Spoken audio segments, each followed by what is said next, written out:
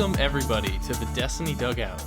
I'm your host Cruz, member of the 3-time World's First Team from Elysium, and this is what we've got going on this episode. Hopefully you enjoy listening, and let us know what you think in the comment section. Now without further ado, let's get this thing started. I'm ready when you are, Cruz. I am ready. I am ready, spaghetti. Ready to eat some spaghetti. I'm not that hungry. So random. Whatever. We're gonna use that as our intro. I love this. This is literally one of my favorite things. It's just random. Just let it go and just see what happens. Type intros, and then you just start the episode. So welcome to episode 13. Right? I said 12 last time, Ben. Right? Am I crazy? It's 13. 13. Yeah. 13. This is our final episode of the Wendy Week Special, which means we have our final guest from the fabled 3-time World's First Elysium group. This time around, we have the master of everything. In terms of knowledge, there are not many people who know more than this guy. This guy is the guy who does all of our number crunching in the Discord before. That man is Mr. Quazz. Hey, how's it going? Thanks for coming on, man. Thanks for having me. You could say we saved the best for last, you know what I'm saying? Highly debatable. Well, I will say is that we saved probably the most expansive topic. So we'll see how long this takes to get through everything in terms of what we're going to be talking about, because we've kind of had all of our deep dives. You know, Titan talked about Salt. Oh my god. Salt, we talked about Titan. Jesus. With Warlock, we talked with Moople, and we just finished recording our little Vile Hunter episode. With Kairos, we had our really big build focus base episode. So now, what that kind of leads us into is the overarching endgame meta and everything that encompasses that going forward. So with Lightfall, obviously we're getting a bajillion changes. Like I said this the other day, you guys can agree to disagree or add in your own points. I genuinely think this is the most amount of change we've ever had. I got you. And that is including like Forsaken, with going from like double primer to being able to run double special if we wanted to. I don't know, I feel like we've just gotten that much, but what do you guys think? There are just so many systems that are changing or things that are being touched, whereas usually like you can go back and you're like, okay, it's either one subclass, for example, with Void coming with Witch Queen, or you have Stasis coming out with Beyond Light, and for the most part they aren't touching on multiple things.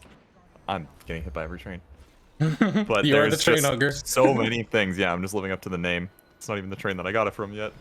There are just so many Nope. things that are being touched on in the game. Whether or not it's the entire mod rework, you've got artifacts losing their slot but gaining bonus stats. You've got the new mods coming out. You got the new artifact system. It's basically, I don't know, like I guess kind of artifact 2.0 or however they want to word it. There's just so many things that are being touched on the game at like a baseline level that the core identity of like how things are brought together is changing dramatically. So with all of that kind of coming, and we, you know, recently we just got some more information with that artifact, like you mentioned. What do you think the most impactful mod is going to be, or not mod, but just change going forward in terms of the overall game sandbox? I think that, like, at least when it comes to just how much you're playing, it will be the artifact changes with you no longer having to run all the mods from it. Like, you can look back at many mods that say people have been not forced to run, but you've basically had to run in the past, whether it's like particle deconstruction or breach and clear. Whereas now you don't have to give up 7, 9, how many ever slots of your builds to those artifacts. And now you're able to go more focused into other things, as well with them like changing the slots that certain mods are, with say Font of Might or combat mods now being moved to specific armor locations, rather than just being able to be put on where they could fit before. You have more choices to make, but at the same time you have fewer. Which is, I don't know, at least to me, I'm kind of happy with like all of it. Like, I don't think there's really much changing in regards to the mod system or the artifact system. And I really think they didn't, from what we can tell, do a good job in terms of just kind of making sure there weren't things left behind. RP Gambit. I think for me, just the way we're going to be able to make builds is just going to be so much quicker. And I mean, I'm kind of curious to even see if we're going to be able to do loadout swapping, like for low mans, and if it's actually going to be like a viable thing, because to me that's such a crazy thing. Like mid-encounter loadout swaps, or being able to go from, say, a full boss damage oriented loadout with something like Curious of the Falling Star, you've got your Font of Mites on, and then say swapping over to a Hoyle Titan build that's got triple scavengers on or something for Exactly. any different weapons that you're running. It's like I could definitely see, you know, in like the Lightfall raid, like that's something that I'm pretty much going between a lot. Right? If Salt's committed to like playing a lot of Void Titan, and then I'm just kind of like the Curious Flex and Hoyle stuff, that is such an easy system. Because even still, just swapping chest pieces. And I mean, with the artifact change and Artifice Armor coming into play with like extra free 9 or 12 points pretty much, right? Because we run 4 armor, 1 exotic. It's, I think these builds are going to be super easy to just swap to and not even have to worry about like the game doing that many actions. I think that's one concern I'll say I have regarding that. Vandal and I talked a little bit about it, but they claimed that it would take pretty much the same amount of time as swapping one piece of armor or like weapon. And it's like, if that's actually true, that is a crazy change. I did something I never thought was going to be in the game. Even just like from a technical limitation. I assumed that it would be such as like an orbit application or something. Yeah, like I think that's fair to think. to apply the things mid-encounter, because you look at, obviously it's different for something like, say, dim builds right now, where they can only really do stuff out of game, because it'd be really weird for a third-party app to be able to change your weapon mid-gunfight, for example. Like, you're doing boss DPS, and then a dim, like, query that you sent in before just loads, and now you've thrown on something completely different. Yeah, that's the thing, too. It's like, it's not even moving it to, like, the character. Like, you are equipping all of these items. That is a crazy thing. It's also the impact that will have with, depending on how the armor charge system works. You have stuff with Charged with Light right now where you just can't get stacks in certain ways, or you don't have stacks if you don't have certain mods equipped. If you swap armor that had armor charge stuff to things that doesn't, do you keep the stacks? If you have, say, stuff like Charged Up or Supercharged, do you get to keep the bonus stacks? Did they disappear fully? Do you just lose the bonus stacks? It's very interesting to think about how all those things are going to change, even if it is just rather smaller stuff like that. With all of these changes, do you think one particular class of characters is going to be more affected by it? I think Warlock will be the least, because a lot of it is just still well playstyle, at least in terms of like what's going to change. Like, you might have, say, something different when you're like actually going through the encounter. Like, I don't know, maybe if it's a really close-up encounter, even on day one, they'd want to go for a Karnstein's, or they'd try to go for a Phoenix to get a well during the encounter and one for boss. But I feel like that's the extent of their swaps. Whereas I feel like Titan as well, you could always just get away with the chest piece swaps with just Hoyle and Curious, and you've pretty much done a lot of that for a lot of the day one builds. However, Hunter, I feel like you could have a lot of like weird things with you going from like Cowl over to, say, like Star Eaters or other things, or Cowl to, say, Shards of Galanor. It just, I'm not sure like how exactly all that stuff is going to change for Hunter. Definitely like a lot, right? To think about. Like, one is more impactful than the other. It's just, I feel like there's more question marks for me around Hunter. That should just obviously be because I play Hunter for the day ones. That's usually where my mind's at for that. But yeah, but I mean, I even still agree, because I think like Hunter isn't. I mean, you know, just talking to Vile about the other stuff in the Hunter episode, it's not as clear cut in terms of what is always the best. Well, Titan and Warlocks right now have like pretty substantially strong like builds and what they're supposed to be doing and what they're good at, you usually can kind of just stick with that. Especially Like, you don't now need a new with build with Luna factions, for example, if you're swapping off Starfire. Yeah. The Divinity change, I think, really threw the Hunter identity back into, like, the blender, because when Divinity was here, there was almost no place for Tether. Yep. Ever. Like, there was almost just no purpose for you to run the thing. Mobius actually did, like, not half bad damage, but it's still just not, like, a Nighthawk burst or a Gathering Storm damage over time. Yeah. But now that Tether actually has, say, a use again, or there's a chance you might want to use it, you've now got to weigh, do we want to run Tether? Do we not need to run Div, but does the value of Div's just crit bubble do enough to warrant running it? And at that point, if you're running Div, do you still want to run a Tether? Do you not? Yeah, a lot more Is questions, a like you're Gathering saying. Storm or a Nighthawk better? Even then, do you want to run one Tether or two, depending on how long the damage phase is? Right. Do you want to try to have a Hunter try to keep up weaken with their other abilities? It's just very weird to think about what a Hunter is going to have to do in terms of, like, optimal, like, day one-esque things. Definitely a lot of question marks, even regarding Strand, you know. Just a lot of stuff that, you know, kind of as a result of so many changes coming at once. You kind of just have to eventually just sit down and get some time to truly understand. Oh, get the res! Truly understand if it's, you know, as impactful as we might think it is, because, I mean, there's been times before where some of these changes really don't amount to much, but some completely change how we play the game, you know? Exactly. Like when Warmind came out and auto reloading was a thing, it's like, oh, that's such a neat thing. Wow, this is really good. Oh my god, this is broken. The problem as well is that, like, it depends on what's coming out then, because with the auto reload stuff, it was also the time that Whisper was introduced, and it was like, well, Whisper is, like, just this crazy thing that exists, so nobody's even thinking about that. And then you turn around and could say, like, okay, then after Whisper got nerfed, it went into more of, like, the auto reloading meta.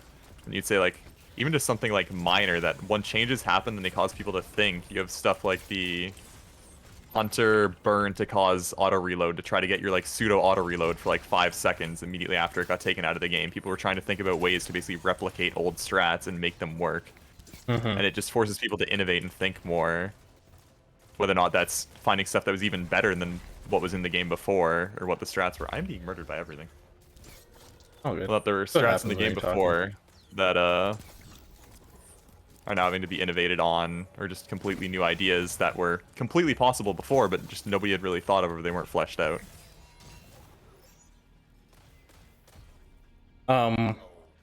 With all that, I'll say, subclass and armor stuff out of the way, how do you think weapons are going to change? Because obviously with all this coming, we do have an updated weapon sandbox. Now, it's probably not as impactful as we may have wanted it to be, but there's still some pretty notable changes, I think. I'm looking forward to, hopefully, linears finally not being meta for a while, because they've basically been here since the particle deconstruction existed, and they got their 10% buff during that.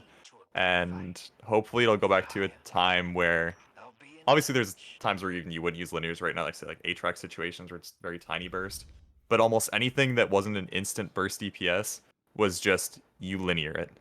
And it's the same problem that I think that double slugs had when they existed, was it was, can you double slug it? You're going to double slug it. And those metas aren't fun for me because they remove a lot of the thinking, and it's just trying to be like, how can we make these things work? Even when we go back to how we were planning for Vaults of Glass, when our initial, like, thoughts for Templar were, how can we double slug Templar? It's like, it's just so weird that you're like, this strat is just so much better than anything else, or this damage way is so much better than everything else, that you're trying to make that work over something else that in theory would be easier to use and probably better for the situation. It's just not as good. So I'm hoping that we get back into that, like, boat of there are multiple options and you're not just trying to force one strat to work or trying to make one strat that's by far and away better work.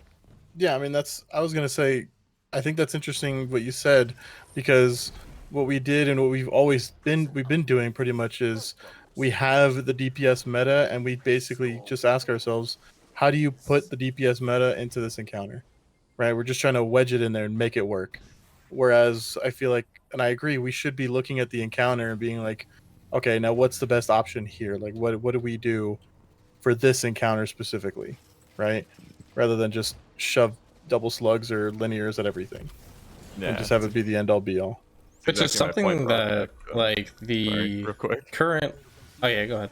But that's my point back to like the divinity and tether thing, is that like that alone dictates what two of your characters likely have to do. Is if you're running into a caretaker situation, don't need div, you're perfectly fine. You're running into a heroic situation, you basically need div in order to hit majority of your stuff. So right there, it immediately goes to like, can we use rockets? If you need to use div, then probably not. But also, if you're not going for precision hits, then you don't need div at all now, because you can just tether stuff, and div's just weaker. I don't know. Just promotes a lot more diversity in things, with divinity being nerfed and linears being nerfed, in my opinion.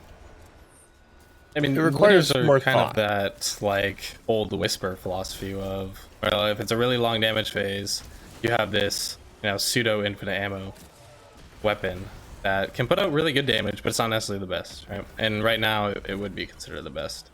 Rockets, maybe now, as a result of no nerfing and no other buffs that are substantial enough, because we can talk about Geals in a second. They kind of maybe fit in too many of those categories. You know, maybe they're the circle that kind of fits in too many square-shaped holes. But I would take that over the current system that we've had for a while, where, you know, it was Anarchy double slugs, like you said, immediately followed up into a linear meta. Those two metas dominated the last 2.5 years of Destiny. Exactly. As well, just with rockets, like one of the biggest like downsides to them for the longest time has been that their total damage isn't great, and that's still somewhat a problem in a way. Like, I'm assuming linears will still have better total by far than rockets.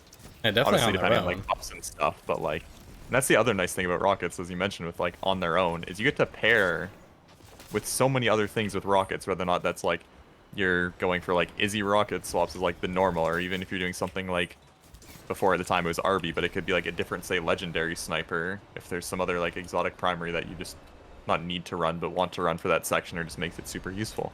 It's just a lot more mix and matching than one thing when rockets are meta, in my opinion, unless they are just that far ahead of everything else, in which case you do just become the rocket spam meta, which ideally we want to avoid. Yeah. But at the very least, I'll say, kind of in the linear situation, you know, that top end of the, oh, I'm going to be damaging for a really long time, they had no challenger, and then they would kind of just trickle down, being like really good, up until the point where like Parasite was better. At least with the rocket situation now, it's kind of like, or, you know, coming in Lightfall, it's kind of like, it's not necessarily the best at the absolute burst, and it's not best at your absolute sustain either, which hopefully can lead to, depending on encounter design, that variety that we really want to see. Exactly. Like, ideally, I'd want to be running, say, for example, we get another raid with 2 separate bosses. I want to be running 2 completely different, like, damage loadouts for those 2 separate bosses. Like, ideally, they should be designed differently so that one is better than the other, or something is more optimal or easy to use and easier to apply. I think, funnily enough, I think DSC did that fairly well. You know, for its time, it's just DSC had its own other, you know, issues, but at the time, DSC did it the best that we've seen, in a good while, in my opinion, because you had Atrax that you basically just had multiple mini burst windows where you had to like figure out a way to put out as much damage in about 3 seconds or so. And then you got to Tanix, and Tanix, you know, was the boss that basically didn't allow you to sit all the way in the back and, you know, to sniper away at the time, which at the time was, I think, was kind of sort of the meta, right? Was the Anarchy sniper spam. Yeah, it was the beginning of the slug meta. Some Yeah. teams are going snipers like Long Shadow, and some other teams are going slugs at that point, but both were still paired with Anarchy. Yeah. So, and in that sense, Anarchy also didn't play as huge of a part against Atrax, in my opinion. I don't think so, at least. I mean, imagine we had Parasite back in the day. Yeah, I mean, that would be. or even like Curious existing would have very much just been like, okay, he is going to get smelted. Or I mean, like, smelted by Cure's day one, if it's not a complete, like, one phase, you're 2-phasing, which is still, like, so much better than what like pure day one teams, and I say pure because I don't want to say like lament. Exactly, that was like what pure the day whole one thing. teams we're running with. You know, it's like we were trying to figure out. I mean, at the time we had trench barrel being bugged, which was, to be honest, one of the best things about that the was day one. amazing. I have missed bug trench barrel. Vandal and I were on a team for DSC, and yeah, pretty much for Atrax, we decided that trench barrel was going to be our method of choice for damage, because this was when it had that 2x bug, and man, And it was consistent. I feel like it was really good. Honestly, I do think it was one of the better things you could run, which is crazy to say, because like this was already way after the nerfs that trench barrel had, and I mean, even after all these years, trench barrels, still, you know, solid. It's a solid weapon choice. Has its places on shotguns, but I wouldn't necessarily say it's the old Ikelos DPS king it once was. Yeah. Obviously, you know, there's a lot of new stuff. Another new thing that we got is, you know, we're talking about the mod system, the build system. What do you think the most impactful new change to our build system is going to be? Because we don't really know how Font is kind of playing out. I mean, we know about like the surges and overcharge stuff, which, you know, probably next we'll talk about the artifact. There's a lot going on there too that, to be honest, I don't even know if I'm qualified to say like what is or isn't even going to be good. I think that's the hardest part when you're saying like what's going to be the biggest change. It's like I don't even know to what extent like everything is changing. Like our Finder is going to still work the same way. Are you going to be limited to just running one? Are they going to end up reintroducing like scav stacking or other things? Like lean towards no on the scav stacking. I'm 50-50 on them deciding to get rid of like double finders or whatever, or different things. It's very like hard to at least say for me like, oh, I'm thinking this is going to change the most, because the entire like basis of the system and a lot of, well, basically every single combat mod is changing. So just the entire system in general has so many changes to it. It's hard to even say like, oh, this one should be bigger than that one. I think maybe like one of the easier things to say for me would be just kind of like the freedom of more mods that help with ability uptime. So things like momentum transfer. Right now, it's pretty difficult to run because, you know, arms are very competitive. Having an extra slot to kind of maybe throw in one or two of those mods, I think can actually kind of impact a lot of different builds that we have, especially for classes that are kind of lacking in certain areas.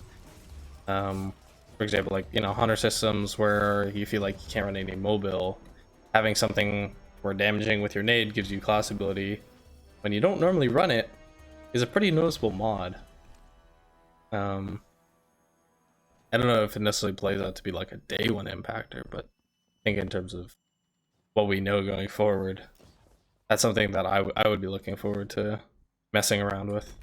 I can agree with that. Just like the general freedom of, say, builds seems to open in a way that's getting more restrictive, with you having to run, say, Font of Might on your boots or Powerful Friends on your helmet.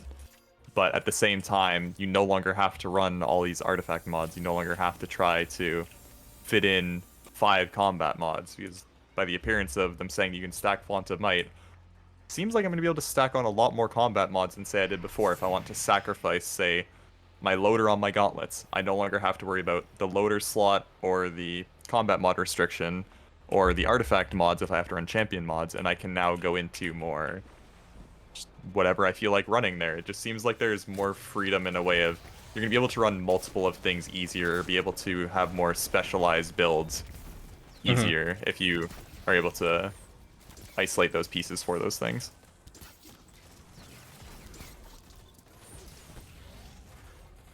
Jesus, solar barrier always destroys me. Yeah, this guy's no joke. I mean, even crouching on invis, and it still gets me. Yeah, I mean, I think the build crafting came in at, it's a good time, but it feels a little too late almost, because a lot of the subclasses, you know, they have their own synergy, and some are obviously a little bit better than others. But kind of like you said, like having to deal with champions and being able to full send in certain things and not being punished for it.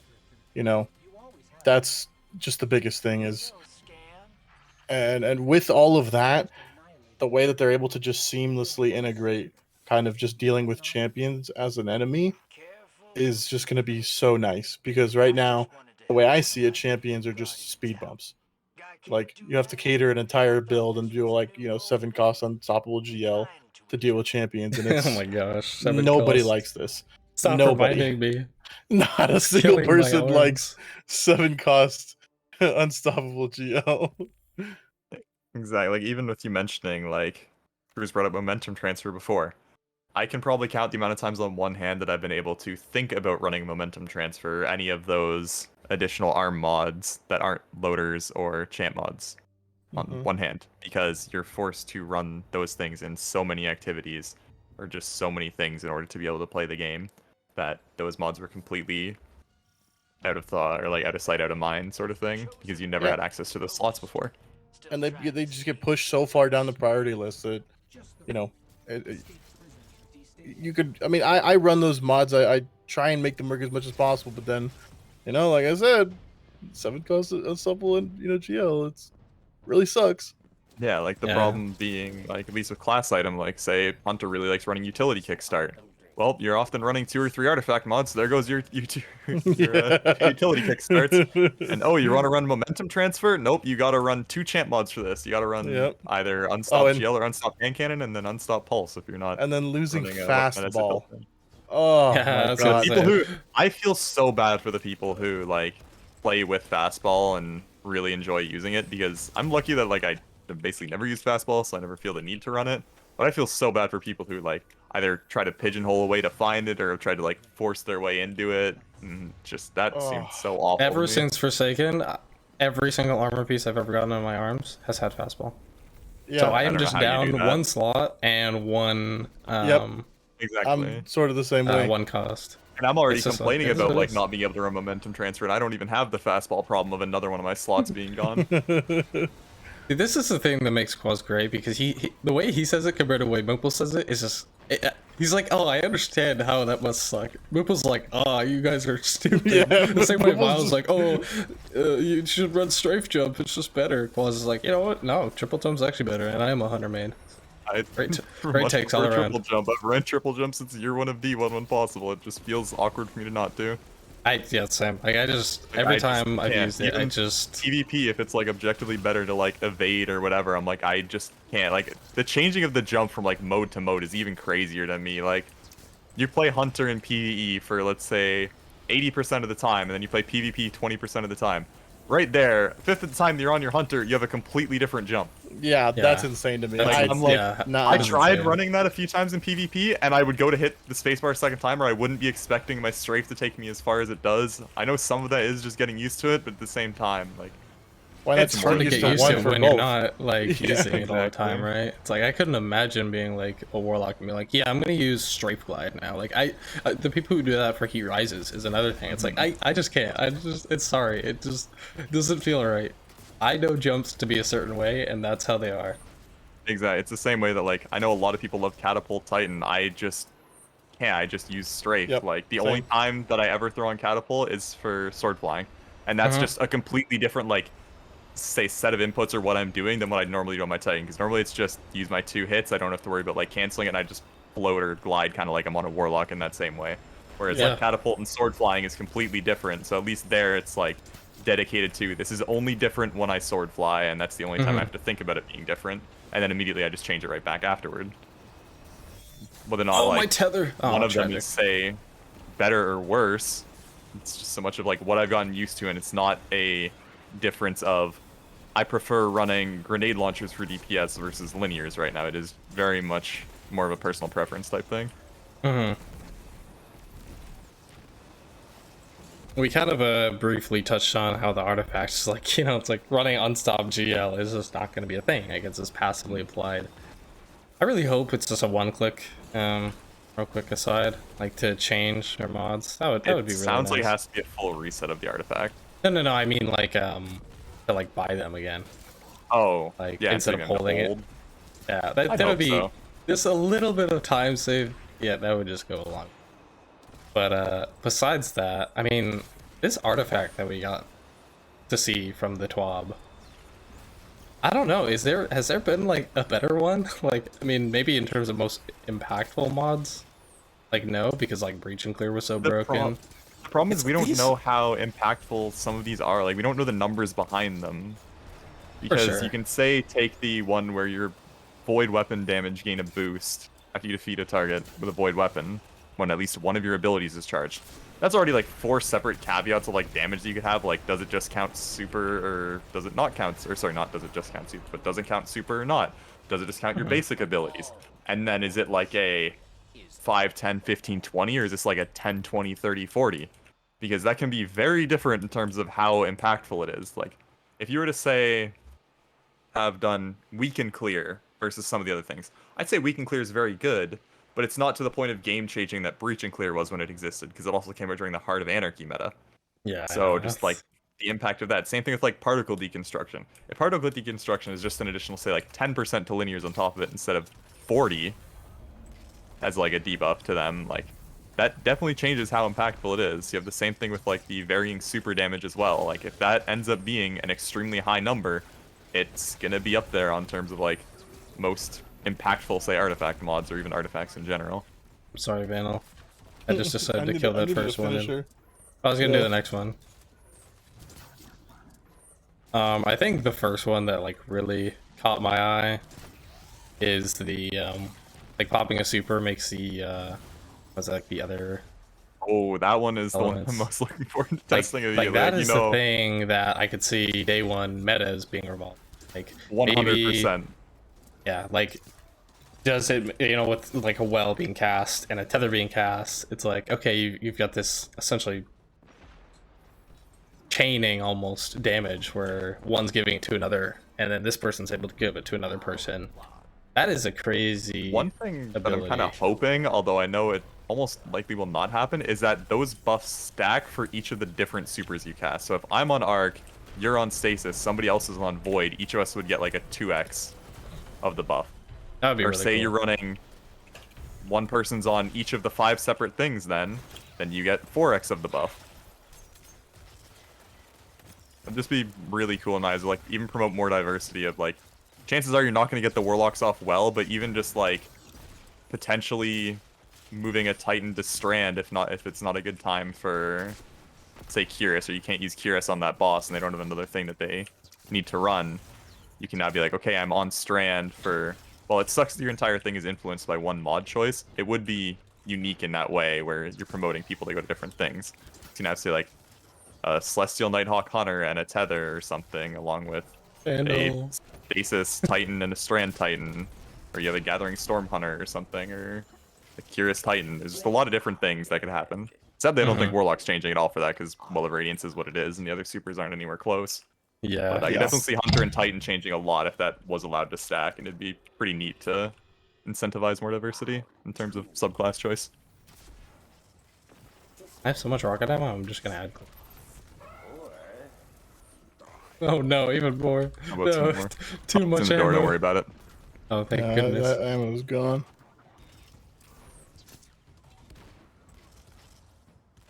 That's a pretty good point you brought up. Like, it kind of, Warlock's definitely got a little bit shafted here. And I that's mean- just the nature of having an overpowered super. That's so defining. Yeah. It's the one thing that, like, I kind of do want with people saying, like, oh, Nighthawk needs a buff, because, like, you're also having to, like, do the precision hit with it, which I understand, and the whole thing was, like, this is the one overpowered shot it has next to no AoE, and whatever else. But at the same time, I don't want Nighthawk to become the be-all, end-all of, you're on Hunter, you're running Nighthawk. Yep. Which, well, I do It's a want to very see good it be thing, better in a way, so that, like, it kind of should be the choice for a lot of things, at least for definitely, like, burst bits for Hunter, with it being anywhere close to, say, like, a O-Rig Mobius triple cast. While it does take slightly longer, like, those damages should not be close. And they are. But, I don't know. It's just, I kind of like where Hunter's at in that, at least at the moment with that, where there isn't just a, you're running this because it's that much better than everything else. Yeah, I mean, It's like Hunter has properly options. designed Like, freedom. Yeah, Exactly. you got Star Eaters. Oh man, that guy just shot my Star Eaters Discord. with multiple supers too. It's not even just Yeah. like say it's Curious Titan is only tied to Thunder Crash. You know, Yeah, I mean, Star Raiders is and unique that way. and Star Eaters just kind of like, it really just goes to show you have exotics like Geomags, and Skull of Diram Kara, and like all these super regen exotics. Most of them have fallen out of favor. I mean, I know like right now, for instance, you're using Shards of Galanor, but that's just because This isn't a we're DPS oriented thing. yeah, you're just The doing problem is that throw anything it, and then- DPS oriented, you're almost only ever getting off one super unless you're doing the Star Eater Golden Gun chaining, which I Yep. think needs to go. That is not a yeah, that good is thing not to have balanced. in the game, in my opinion. Nope, I That completely is agree. not a good thing. I thought orbs were supposed to be like diminished when they spawned off supers, or like if the super was made using other super orbs that they were supposed to be less. That might even be a D1 thing. I can't even remember. It's I just only- thought I that know they was just back in the changed at some day point. with like Tether, they kind of Because made it was that to stop bubble chaining and tether chaining in either PvE or PvP with, say, like the bubbles. It was to stop that from just being, there is always going to be a bubble up because you just run 6 bubble titans and now they have infinite bubbles. the bubble Yeah. gives a No, they bubble, wanted and to that bubble avoid gives that. another bubble. Then that first bubble Exactly. gets a bubble, which gives another I bubble. swear at some point, whether or not it was Destiny 1 or Destiny 2, they had it say if your super was made off of like super orbs or more orbs of power or light at the time, then it resulted in you making like smaller, less efficient orbs to attempt to disincentivize the chaining. But I am not say that I'm not worried that that will just become the sort of optimal or like easiest for highest reward DPS strat leading into Lightfall. Yeah, I mean, and then you have.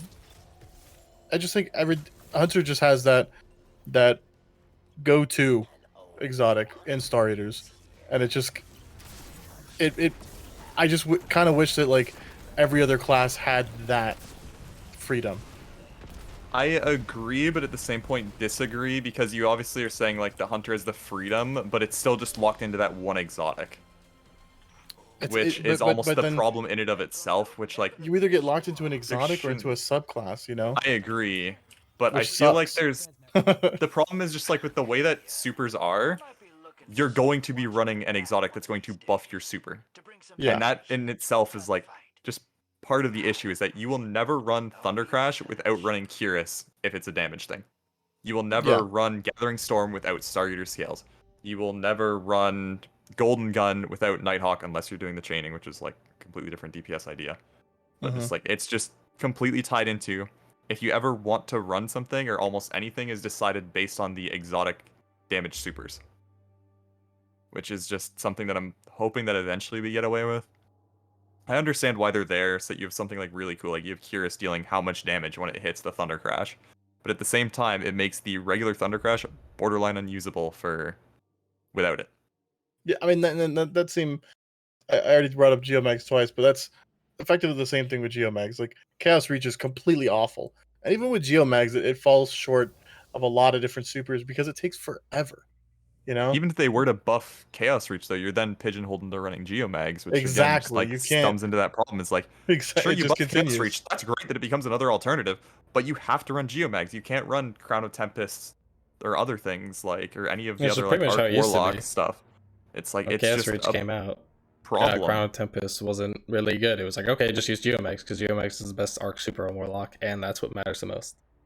It's like that balance of those types of exotics is it's pretty difficult. I mean, it's something we were even scared about when Star Eaters came out because it was like, okay, if this is just better than any of the other versions, then why would I never not use this thing, right? Exactly. Yeah, and balancing it is borderline impossible. Like, how do you balance Curious, right, to start? If you take away the damage or if you lower the damage, as soon as it passes a certain threshold, it's just literally unequipped. It Yeah. doesn't matter anymore. It's gone. You It either literally does would enough just or doesn't do enough. it needs to stay above a threshold to where it's better than running Armamentarium and double storm nades. Because if it's not better than that, then you would just run Armamentarium, throw 2 nades, and then super, and it's better than Curious, right? So like balancing those things is almost impossible.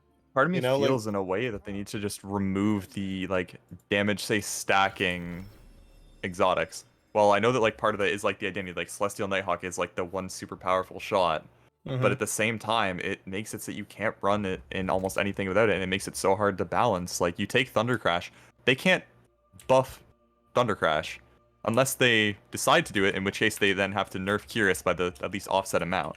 So almost any decision that they make has to be either followed up with an immediate exotic nerf to just counteract that buff, because you don't want to buff something even farther than it already is. Like, you say have Curious, which is already, say, like, by far and away the best just Titan DPS super, if it's applicable, that if you buff Thunder Crash in any way, you need to nerf Curious by the same amount, or it just goes even that much further ahead of, say, Sunbreak or Void Titan, whatever. It's just a problem that I find with those exotics in general, which is why it's really cool to have them, and it's nice to have, like, that really high damaging super, but it makes the other parts of it just so hard to decide, or so hard to get you off those into anything else, unless it's even more broken or even stronger. And then another thing also is even if the exotic only brings value to your super, we can access our inventories and almost any piece of content and just hot swap to it when we need it. You know, Exactly. you could literally just run Hoyle, and then when you get your super and let's say you go into damage, you hot swap to Curious, super, and it's actually worth it to hit that super, and then like as you're kind of like floating back, swap back to Hoyle, and then go back into your nade spam, because you get that value, like you said, that huge DPS increase by supering with Curious as opposed to just not swapping to it, you know? And it just exacerbates the problem. Because now you have an Exactly. exotic that you just literally swap to for purpose and then swap immediately off. That's its entire reason for existing. That is 100% just like the problem as well, is like it doesn't sound like any of the changes are either going to stop that, either even decentivize it. That I guarantee you, if the boss is Thunder Crashable in the next day one, 99% of Titans are going to be running Hoyle and then swapping to Curious for damage. And I don't think anybody would be surprised by that, which is part of the problem of at least just going back to, it's like leaning all the way back to like the weapon thing of it's like you already know what you're going to do before it happens. You need to hit like one criteria. Is it Thunder Crashable? Okay, you're going Hoyle with Storm Nades or Hoyle with Pulse Nades up to it, and then you're going to swap to Curious and use Thunder Crash for damage, then swap back after the damage phase. Yep. It's just the same problem of like, you want there to be either decisions or trade-offs made, or you not to go into something with, we're going to use this if one criteria is met. Which, I understand there are some things that are just automatically going to have that. Like, for example, if the boss is a hard crit, or a not easy crit to hit, you're going to use div. There are some things that are just going to be like that, and it's hard to. But I think it's worse when it comes to, like, just blanket statements, especially when it comes to class or subclass-wise. Yeah. I agree. With that all being said, we've hit a good mark. We've had a really good conversation. So, of course, thank you so much, Quazz, for taking the time to be on here. Thank you for having me. I think that was a really good conversation. I think at the end of the day, throughout all these little mini episodes, we hit every little mark of what Lightfall is bringing, which is kind of super cool to think about. So to all my fellow clanmates and teammates here, thank you as well for hopping on, even those that aren't in the VC. Was one last thing. If you had to pick one thing of what we talked about today, weapons, mods, we can even talk about Strand, or think about Strand if you wanted. What's the thing you're most excited for going into Lightfall? Probably just the change up of the meta in general. Like, it's not necessarily just the weapons or just the mods, but just all the changes that we're getting to the base game, I'll say. Yeah. So like, you got the weapon nerfs and buffs, you've got the mod system and all the armor changes, just how you go about just like playing the game on a base level is changing, or how you go about approaching things is changing, which I'm really looking forward to, like that breath of fresh air. Vandal, what do you think? What would be your thing? My thing, I mean, it's sort of akin to what Quaz already said, in that, you know, I want to look at all the new mods, new interactions. I want to see just how much, you know, utility and recyclability you can put into these classes and really go full send into proper builds. Because right now, you know, we've talked at length about this cruise, you know, it's very stifled. You don't have a lot of mod slots, but with what we're getting, it seems like if you want to make, let's top of my head, an Ashen Wake build, you can fully build into all kinds of grenade regen. So let's say you don't get the instant reset, you're gonna get your grenade back almost instantly anyways, right? Mhm. So like it's really just giving you that freedom to like actually play how you want to play and not be stifled by the game itself. You know, that's probably what I'm most excited for. Kind of funny, like the play how you want to play thing, because I totally agree, but it's funny how people took like the surge and overcharge thing and kind of made it into, oh, I have to play this. So it's like, you don't have to. There's like so many of those things that are going to be, you know, affected by it that, I mean, honestly, per season, I think I would say probably 80% of the game is going to be affected by it, which I think I'm fine with in terms of having as a seasonal meta type thing. But honestly, like, I think ultimately, if I had to pick something, like, I think Quazz nailed it on the head. It's just like the overarching change, all the little things kind of amounting into one new feeling of what the game can breathe. It's just like there's so much new stuff that's just gonna feel so much more nice to use. I don't know. There's just so much. I can't even think about it. It's gonna be so amazing that, like, it's not even gonna just be the first week too. That's gonna linger into, I'd say, even the second season, because there's gonna be things we don't even figure out. Yeah, for a interactions month or that two. we're not going to realize until later on. You know, there's going to be exotics that it won't happen. It's not going to be a very, you know, frequent thing. It probably won't be very common, but there's probably some exotics that might come out of the woodworks out of nowhere because of new interactions that we get with things, you know, that all of a sudden they become useful. That's something to keep an eye out for. We're being given like the opportunity, well, say we like know how these mods worked before, but we also have to like think about how they apply to new things. We're being given the option to relearn things or be able to be the back to our like selves of like, oh, this is neat, or oh, we get to learn about this, or oh, we get to go see that, which at least for us, for how much time we spend analyzing the game and learning about things, usually it's focused into much smaller sections. For example, like the 3.0s, it's only focused on Void, Solar, Arc, how do those things apply? Whereas here it applies to the whole game, where we're able to be like, oh, this is something neat that we might not have been able to do before, or this is something neat that we may not have been able to do before. Like, do you want to just run 3 supercharged if they allow you to do that? You want to have like 10 armor charge stacks? Go for it if they allow you to do that. Maybe they don't. There's just a lot of things that we get to relearn and re-experience that we haven't got to in a very long time. I think that's a great way to end it off. Thank you so much, everyone, for listening and watching. Hopefully you enjoyed the little mini-series with the Wendigo. I just want to point out that after all of these days, I still have not gotten auto-loading explosive and spike. So I will be in the dungeon for a little bit longer. Hopefully I will be able to be let out by the RNG lords. Yeah. We will return to normal weekly style or bi-weekly episodes once Lightfall kind of comes around, so check out for that later on in the Lightfall week. Outside of that, thank you so much once again, and we will see you in the next episode. Take care, guys. See ya. Bye-bye.